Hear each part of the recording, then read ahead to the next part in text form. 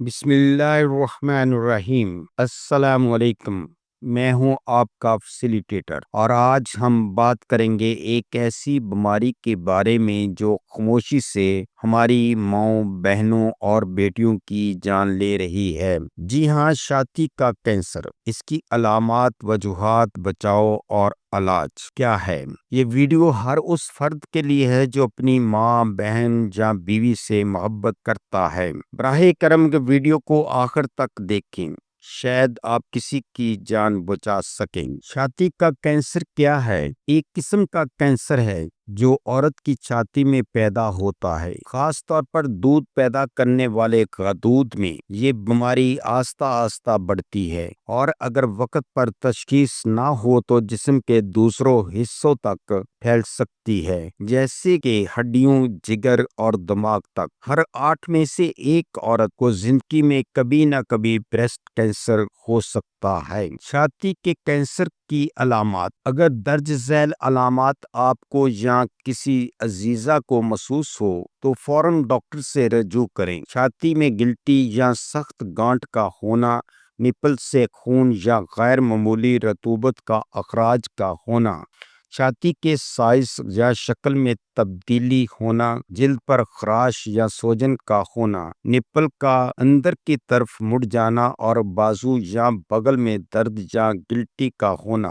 یاد رکھیں، ہر گانٹھ کینسر نہیں ہوتی، لیکن نظر انداز کرنا خطرناک ہو سکتا ہے۔ وجوہات اور خطرے کے عوامل۔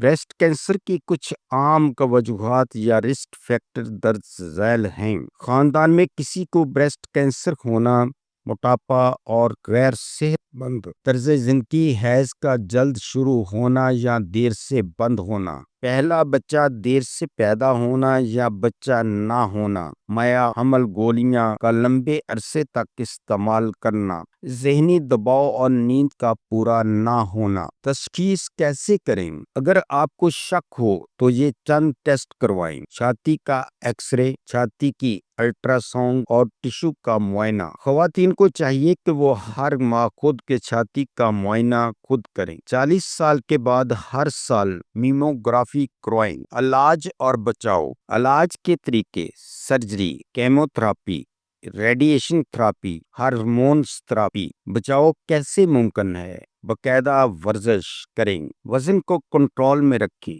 صحت مند خوراک لیں، سگریٹ اور الکحل سے پرہیز کریں۔ خاص کر مائیں اپنے بچوں کو دودھ 2 سال تک ضرور پلائیں، کیونکہ یہ قدرتی تحفظ فراہم کرتا ہے۔ بریسٹ کینسر کا علاج ممکن ہے، بس شرط یہ ہے کہ وقت پر پتہ چل جائے۔ خاموشی اختیار نہ کریں، شرم اور جھجک جان لیوا ہو سکتی ہے۔ اپنی خواتین کو خود پر توجہ دینا سکھائیں۔ اگر آپ کو یہ معلومات فائدہ مند لگیں تو ویڈیو کو لائک اور شیئر ضرور کریں تاکہ یہ پیغام ہر گھر تک پہنچے۔ اللہ ہم سب کو صحت مند رکھے، آمین۔ اس ویڈیو کا مقصد صرف آپ کی صحت سے متعلقہ معلومات فراہم کرنا ہے۔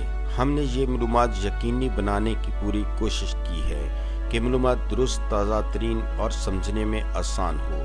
یاد رکھیں، ادویات کو استعمال کرنے سے پہلے اپنے مالج سے ضرور مشورہ کر لیں۔ اگر آپ کو ہماری یہ ویڈیو اچھی لگی ہے تو سبسکرائب، لائک اور شیئر ضرور کریں۔ شکریہ۔